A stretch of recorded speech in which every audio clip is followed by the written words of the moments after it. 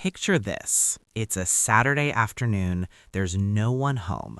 You're 8 years old, you're outside, and your mom's only instruction before she disappeared for the day was be back before the streetlights come on. No cell phone, no GPS, no way to reach her. Just you, your bike, the neighborhood, and your own imagination to figure everything out. If that sounds either completely terrifying or strangely freeing, your reaction probably tells you a lot about what decade you were born in. Because if you grew up in the 1970s, that wasn't neglect, that was just Tuesday. And here's the thing, that upbringing quietly shaped your psychology in ways that are still playing out in your daily life right now. The way you handle stress, the way you relate to other people, the way you feel about risk, about rules, about authority, about silence. All of it has roots that go deeper than you might think. Roots planted in one of the most psychologically fascinating decades in modern American history. So today, let's dig into those roots.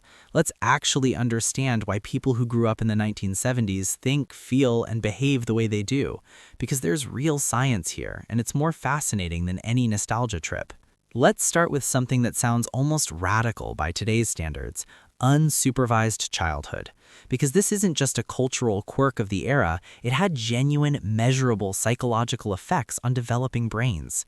Developmental psychologist Peter Gray has spent decades arguing that free, unstructured, unsupervised play is one of the most critical ingredients for building emotional resilience, problem-solving ability, and what psychologists call self-efficacy, your belief in your own ability to handle life. Kids in the 70s got an enormous dose of this. You negotiated your own conflicts in the backyard because there was no adult to referee. You figured out how to be bored and then how to stop being bored without anyone handing you a screen. You experienced failure, fell off the bike, got excluded from the game, made the wrong call, and then you got back up and kept going, because what else were you going to do? What that builds neurologically is a nervous system that's been stress tested in small, manageable doses over and over again. It's almost like a vaccine for anxiety. Not immunity, no one gets immunity, but a kind of tolerance, a baseline confidence that hard things can be survived. Research on adverse childhood experiences consistently shows that some challenge in childhood, the navigable kind, actually strengthens psychological development rather than harming it. The 70s, in many ways, delivered that challenge in abundance. But here's where it gets more complicated. Because the 1970s wasn't just a decade of free-range childhoods and bell-bottoms. It was also one of the most turbulent social eras of the 20th century. Watergate, the Vietnam War winding down in defeat and national shame, the oil crisis, stagflation, cities like New York teetering on the edge of bankruptcy, divorce rates doubling almost overnight as no-fault divorce laws swept the country starting in 1969. If you were a child in the 70s, you were absorbing all of this, not necessarily understanding it, but absorbing it. Children are exquisitely sensitive emotional barometers. They pick up tension, uncertainty, and instability the way a sponge picks up water. And what that does to a developing psyche is fascinating. Psychologists call it ambient stress, background-level anxiety that you don't consciously register because it's simply the weather of your environment. For many 70s kids, there was a low hum of instability underneath daily life. Maybe it came from a family reshuffled by divorce. Remember, by 1979, divorce rates had nearly doubled from a decade earlier, meaning millions of kids were living in newly fractured households. Maybe it came from economic anxiety, filtering down from parents who were quietly terrified about money. Maybe it was just the general vibe of a country that had recently lost a president to scandal and a war to a smaller nation, and wasn't quite sure what to believe anymore. What does ambient stress do to a child? It can create what researchers call a hyper-vigilant attachment style, a kind of emotional radar that's always faintly scanning for what might go wrong. And interestingly, this often manifests not as fearfulness in adulthood, but as competence, as self-reliance, as a quiet, slightly exhausting tendency to handle everything yourself, because somewhere in the back of your nervous system, you learned early that you can't always count on the world to be stable. So you build your own stability.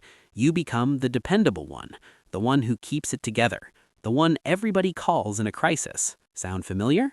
Now let's talk about something that doesn't get enough credit in these conversations: the media landscape of the 1970s and what it did to developing minds, because this is genuinely different from any other era before or since. Television in the 70s was a shared cultural experience in a way that's almost impossible to replicate today. There were 3 channels. 3. When something aired, everyone watched it. Everyone talked about it the next day, and that was it. No streaming, no algorithm, no curated feed that shows you only what you already agree with.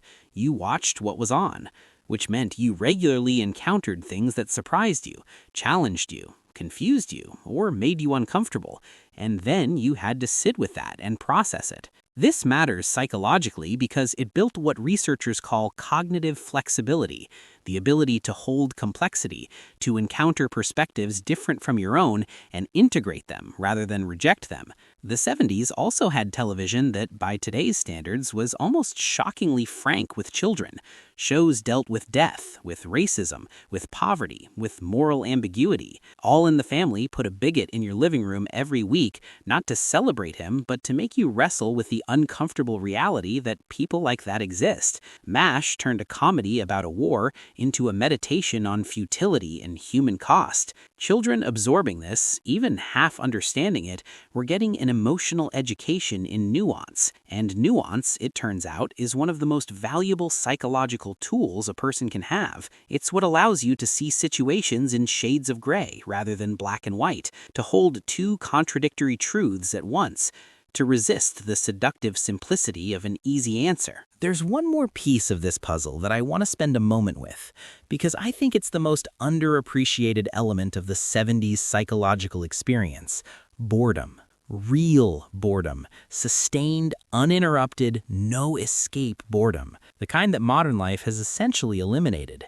You couldn't pick up your phone. You couldn't open another tab. You sat in the back of the car on a 6-hour road trip with nothing but a window and your own thoughts. And at some point, somewhere around hour 3, something interesting happened. Your imagination activated. You started to daydream, to invent, to process. Neuroscientists now call this the default mode network, the brain state you enter when you're not focused on a task. And it turns out this is when some of the most important psychological work happens: self-reflection, empathy, creative problem solving, making meaning out of your experiences. Kids who grew up in the 70s had enormous amounts of this. Unscheduled time, unstimulated time, time where the only thing available was the inside of your own head. And while it didn't always feel good, boredom rarely does, it was building something. It was building interiority, a rich, practiced relationship with your own inner life. So what does all of this add up to? What's the psychological portrait of someone who grew up in this particular decade? It's someone with a deep well of resilience, tested, not theoretical. Someone with a finely tuned emotional radar, sometimes reading rooms a little too quickly because that skill was useful once. Someone who's comfortable with complexity and ambiguity, who doesn't trust things that seem too simple or too clean. Someone with a strong internal compass, maybe stubborn about it, honestly, because they learned early to trust their own judgment when no adult was there to provide one.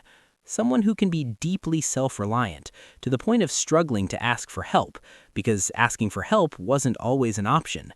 Someone who sometimes finds the modern world's relentless stimulation not exciting but exhausting, and who craves, on some level, the kind of quiet and space that used to be just normal. That's not a problem to fix. That's a story to understand.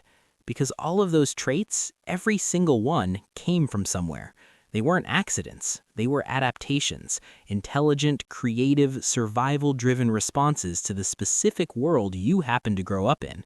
And when you see them that way, not as quirks or flaws, but as the logical conclusions of your own history, something shifts. You stop fighting yourself and start understanding yourself. And that, maybe, is the most useful thing psychology can ever offer any of us. Not a diagnosis, not a label, just a clearer mirror. If any of this resonated with you, if you found yourself nodding or thinking of someone you love or quietly reconsidering something about yourself, I'd love to hear about it in the comments. Because the best part of conversations like this one isn't what I say, it's what it unlocks in you.